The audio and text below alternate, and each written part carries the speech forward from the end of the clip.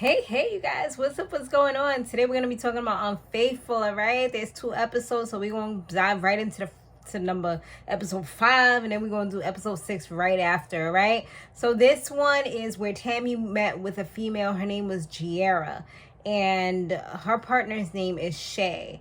So she's a lesbian now. She was always with guys before that, but this person like totally swept her away, like wines her and dined her and just made her feel secure. So she ended up moving to Atlanta with her so that Shay can follow her dreams and continue to be a party promoter. And they've been together for about 4 years. So they pretty official, you know what I'm saying? So now all of a sudden Shay started to switch up. Like Shay don't be inviting her to the club anymore, and she doesn't really she's not acting the way she used to. Like now, instead of her like being on the phone in the room, now she's like leaving the room to talk on the phone. So all these things are kind of like, red flags. And guys, definitely make sure if you're not yet part of the family that you go ahead and hit subscribe, turn on your post notifications. Y'all already know I'm a relationship coach, and I'm here because I love these types of videos. I love these types of shows. So we going to keep them coming. So now Brienne, she goes out there to investigate. That's the private investigator. So she checks up on Shay, and first she saw Shay talking about she was getting some shots with some ladies, shots. And, she was real outgoing, real energetic. She was definitely giving like party promoter vibes. So, being a party promoter, you have to be able to talk to people. You got to get people to come, say your name at the door so that you can get paid. I did it for like maybe 5 years or more. So I definitely know what it is to be a party promoter. You know what I'm saying? Like it was something it's definitely an adrenaline rush, and it can definitely get you in a whole ton load of trouble. Let me tell you something, okay? So yeah, with being a party promoter, you definitely have to have, a lot of discipline if you're in a relationship. I feel like that's one of the hardest things to have a relationship and be faithful, or not do anything wrong at all, especially if you're like somebody who likes to drink or whatever. If you don't drink, then you probably be better off in the game. I guess that's just as hard as being like a stripper or whatever. Maybe that might be even harder, but yeah.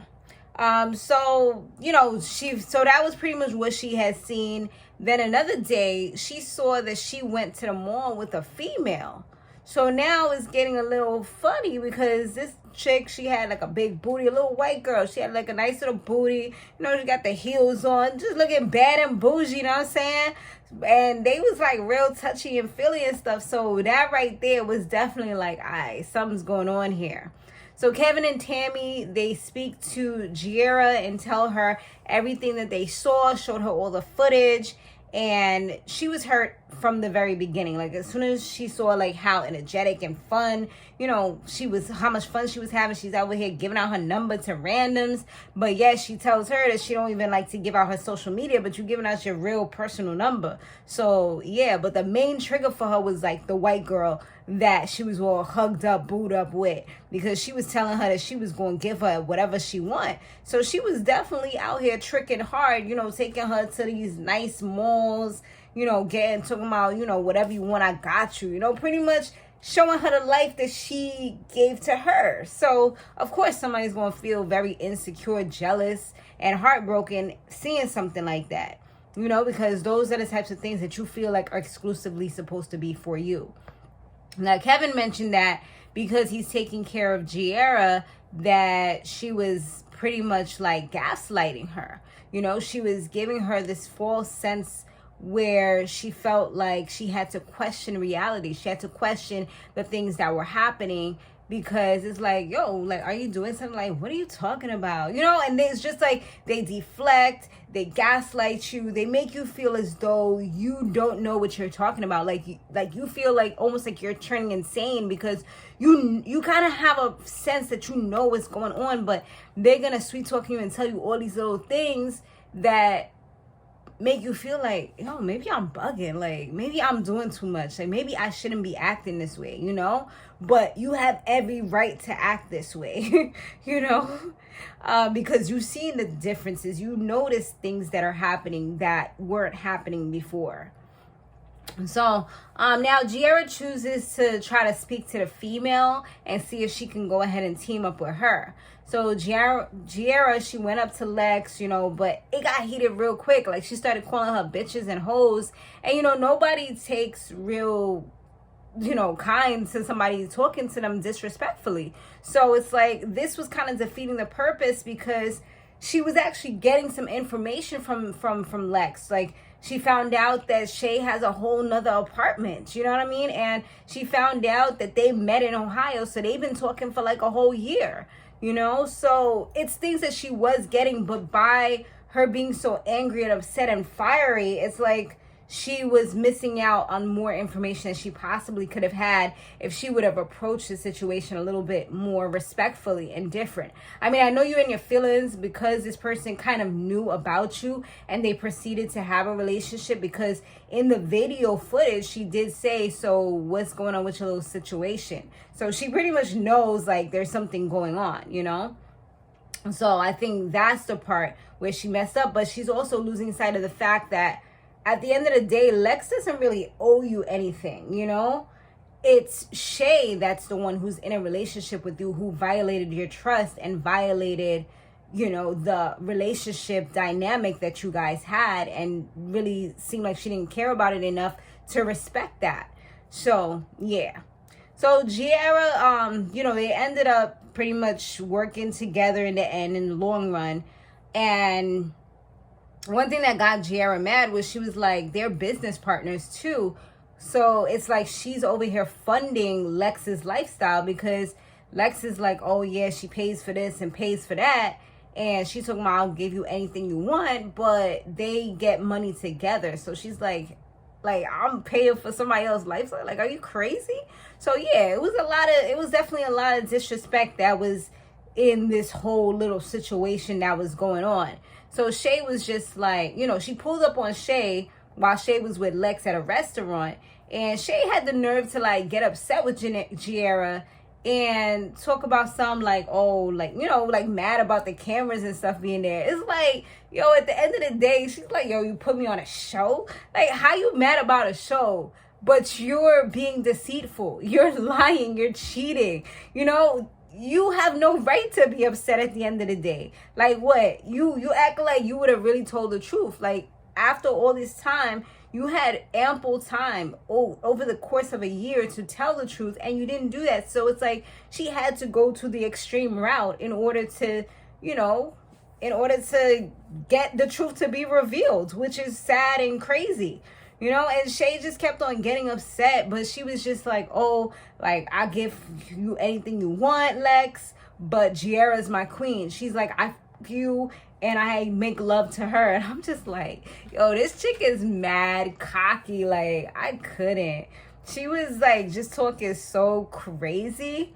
And then she was really like one of those people that is gonna say what they mean and just talk crazy and not really have no remorse for it. Because even with Tammy's like, I will run after you if you try to get up out of here. She like, well, you gonna have to run, because I'm about to be out. And she was just saying whatever she felt like. She wasn't trying to be like, oh yeah, this is Tammy Roman from a show or whatever. She was like, nah, like, F that, I'm gonna say what I want to say. And she was like ready to leave many times and just pretty much not wanting to confront the situation. But Tammy had told Shay to like just pretty much tell the truth, and she was like, nah, then she's never gonna get back with me if I do that. But finally Shay decided to tell the truth, and she said that she has stepped out a few times and she's sorry. So I'm like, I don't know. For me, I'm one of those people that the way how my mind is set up, like, I need to know as much as I can when something occurs, because I need to create a clear picture of what went down so that my imagination doesn't run wild. You know what I'm saying? And just saying you stepped out is like, wait, how many people? Like, how many times? Like, with who? You know what I'm saying? It's like, sometimes you shouldn't really go too far into it, if you're really trying to rekindle it. But I don't know, like, sometimes it could definitely be, a conflict of what I should do versus what my mind is wanting me to do, you know? And of course, that for things like that, you have to do inner work in order to find out the root of the problem, what's making you feel that way, and blah, blah, blah, blah, blah, you know? But yeah, Shay ends up, like, in the end telling Lex, like, you know, she's done with her. She doesn't want her to call her or anything like that.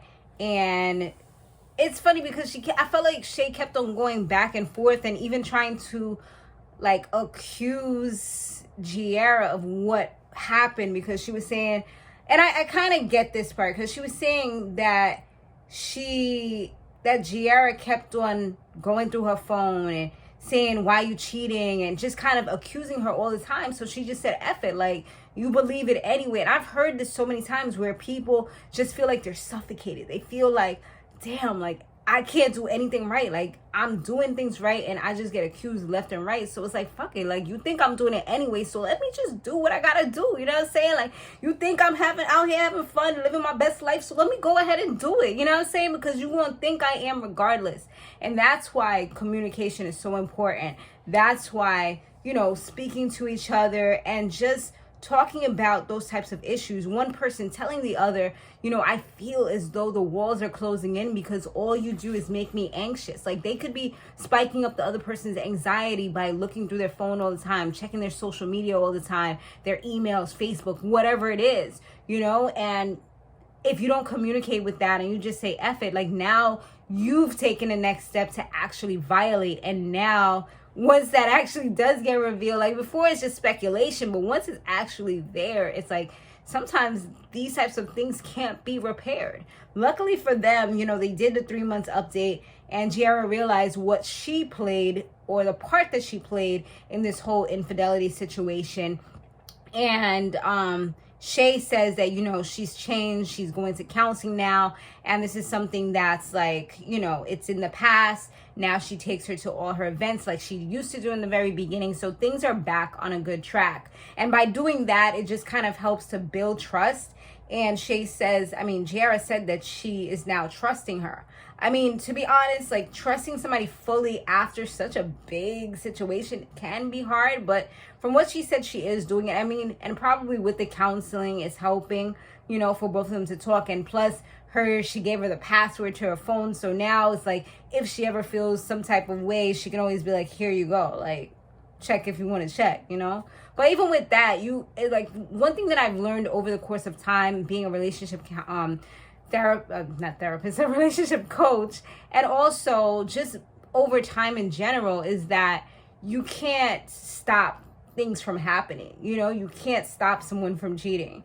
You can see it if it happens by looking and obsessing over these things, but you can't really stop it, because if they really want to find a way, if they're this much of a sneaky ass mother effer, you know what I'm saying, like, they gonna find a way, you know, even if they delete the messages before they come home, or, you know, they tell them, you know, only talk to me on Snapchat or whatever, like, they gonna find a way. So it's like, you're gonna make yourself going crazy trying to look, especially if this person, like, really into, like, technology. If they're not, you might be a little bit luckier, but if they're really into technology and got all types of social media and phone and, you know, all these things, it's easy to, like, just do what you're doing, and you can't really stop it from happening, you know. And that's what most people that check these things are trying to do.